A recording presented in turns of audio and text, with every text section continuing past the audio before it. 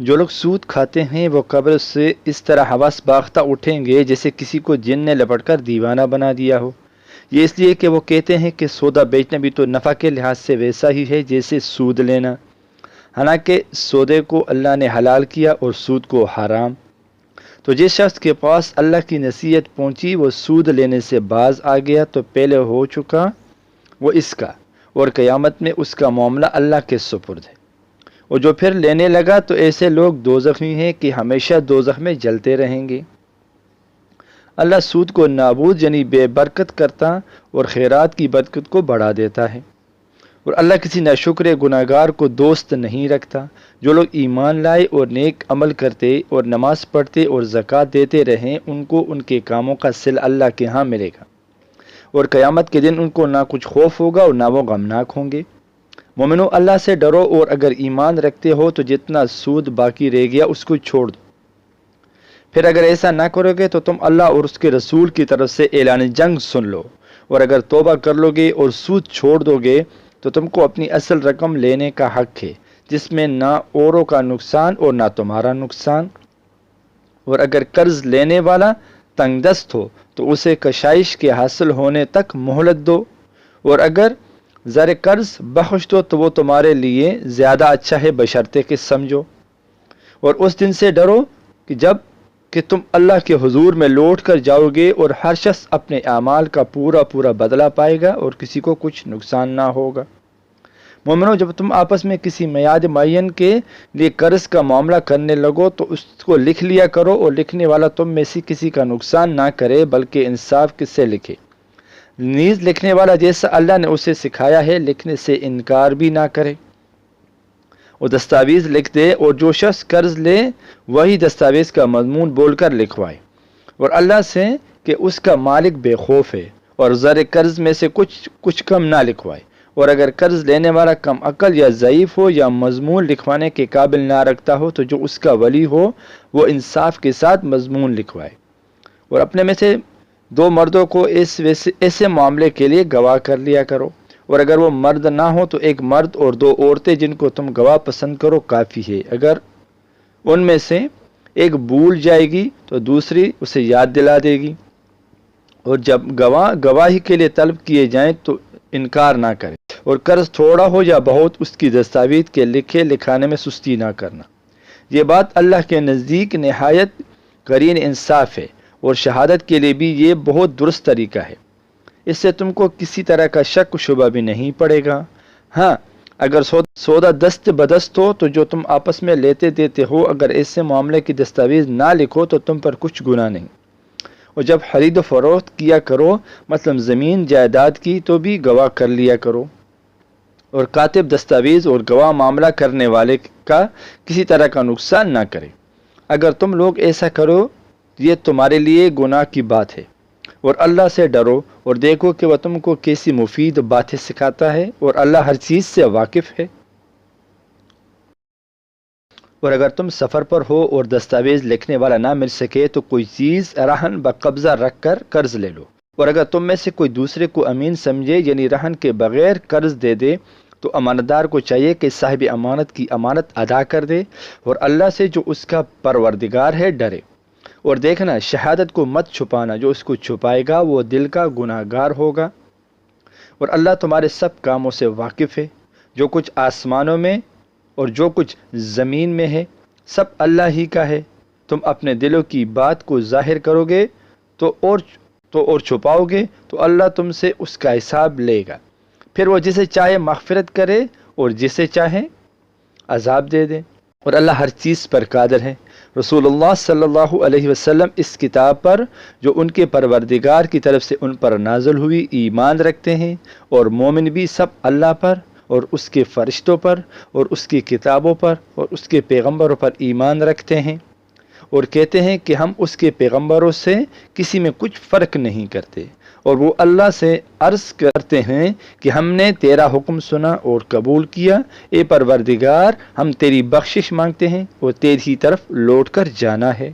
اللہ کسی شخص کو اس کی طاقت سے زیادہ کا ذمہ دار نہیں بناتا۔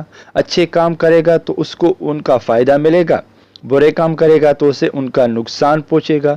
اے پروردگار، اگر ہم سے بھول یا چوک ہو گئی ہو تو ہم سے مواخذہ نہ کیجو۔ اے پروردگار، ہم پر ایسا بوجھ نہ ڈالیو جیسا تو نے ہم سے پہلے لوگوں پر ڈالا تھا۔ اے پروردگار، جتنا بوجھ اٹھانے کی ہم میں طاقت نہیں اتنا بوجھ ہم پر نہ رکھیو، اور اے پروردگار ہمارے گناہوں سے درگزر کر اور ہمیں بخش دے اور ہم پر رحم فرما، تو ہی ہمارا پروردگار ہے، سو ہم کو کافروں پر غالب کر۔ شروع اللہ کا نام لے کر جو بڑا مہربان نہایت رحم والا ہے۔ الف لام میم۔ اللہ جو معبود برحق ہے، اس کے سوا کوئی عبادت کے لائق نہیں، زندہ ہے، سب کو تھامنے والا۔ اس نے اے نبی تم پر سچی کتاب نازل کی جو پہلی آسمانی کتابوں کی تصدیق کرتی، اور اسی نے تورات اور انجیل نازل کی تھی۔ یہ دو کتابیں اس نے پہلے نازل کی تھی لوگوں کی ہدایت کے لیے، اور پھر قرآن جو حق اور باطل کو الگ الگ کر دینے والا ہے نازل کیا۔ جو لوگ اللہ کی آیتوں کا انکار کرتے ہیں ان کو سخت عذاب ہوگا، اور اللہ زبردست ہے، بدلہ لینے والا ہے۔ اللہ ایسا خبیر و بصیر ہے کہ کوئی چیز اس سے پوشیدہ نہیں ہے، نہ زمین میں اور نہ آسمان میں۔ وہی تو ہے جو ماں کے پیٹ میں جیسی چاہتا ہے تمہاری صورتیں بناتا ہے، اسی غالب حکمت والے کے سوا کوئی عبادت کے لائق نہیں۔ اے پیغمبر، وہی تو ہے جس نے تم پر یہ کتاب نازل کی، جس کی بات آیت محکم ہے اور وہی اصل کتاب ہے، اور بات دوسری متشابہ ہیں۔ تو جن لوگوں کے دلوں میں کجی ہے وہ متشابہات کا اتباع کرتے ہیں تاکہ فتنہ برپا کریں اور مراد اصلی کا پتہ لگائیں، حالانکہ مراد اصلی اللہ کے سوا کوئی نہیں جانتا۔ اور جو لوگ علم میں گہری نظر رکھتے ہیں وہ یہ کہتے ہیں کہ ہم ان پر ایمان لائیں، یہ سب آیات ہمارے پروردگار کی طرف سے ہیں، اور نصیحت تو عقلمند ہی قبول کرتے ہیں۔ اے پروردگار، جب تو نے ہمیں ہدایت بخشی ہے تو اس کے بعد ہمارے دلوں میں کجی نہ پیدا کر دیجو، اور ہمیں اپنے ہاتھ سے رحمت عطا فرما، تو بڑا عطا فرمانے والا ہے۔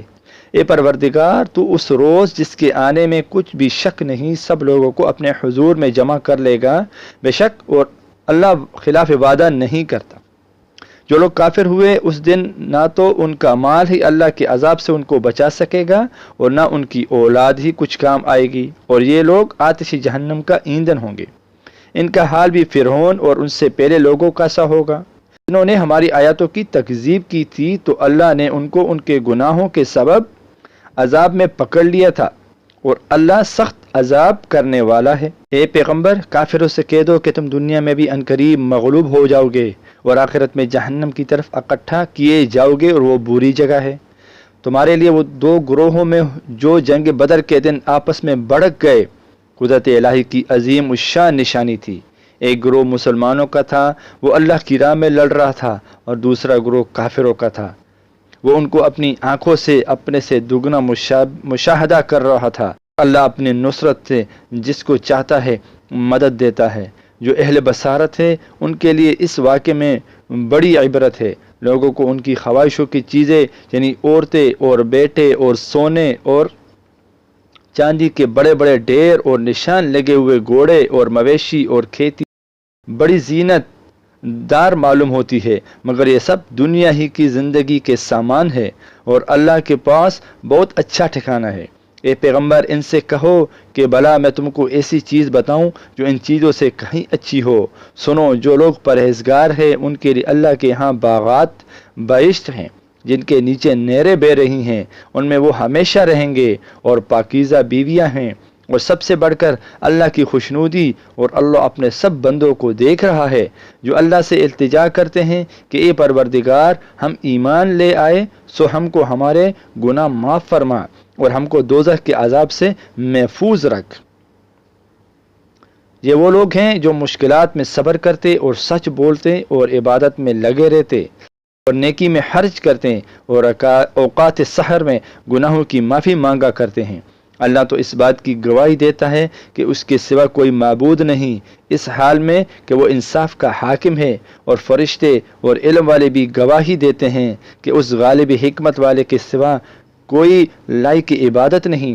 دین تو اللہ کے نزدیک اسلام ہی ہے، اور اہل کتاب نے جو اس دین سے اختلافات کیا تو علم حاصل ہونے کے بعد آپس کی ضد سے کیا، اور جو شخص اللہ کی آیتوں کو نہ مانے تو اللہ جلد حساب لینے والا ہے۔ اے پیغمبر، پس اگر یہ لوگ تم سے جھگڑنے لگے تو کہنا کہ میں اور میرے پیرو تو اللہ کے فرما بردار ہو چکے، اور اہل کتاب اور ان ان پڑھ لوگوں سے کہو کہ کیا تم بھی اللہ کے فرما بردار بنتے اور اسلام لاتے؟ پس اگر یہ لوگ اسلام لے آئے تو بے شک ہدایت پالے، اور اگر تمہارا کہا نہ مانے تو تمہارا کام صرف اللہ کا پیغام پہنچا دینا ہے، اور اللہ اپنے بندوں کو دیکھ رہا ہے۔ جو لوگ اللہ کی آیتوں کو نہیں مانتے اور انبیاء کو ناحق قتل کرتے رہے ہیں، اور جو انصاف کرنے کا حکم دیتے ہیں انہیں بھی مار ڈالتے ہیں، ان کو دکھ دینے والے عذاب کی خوشخبری سنا دو۔ یہ ایسے لوگ ہیں کہ جن کے اعمال دنیا اور آخرت دونوں میں برباد ہے، اور ان کا کوئی مددگار نہیں ہوگا۔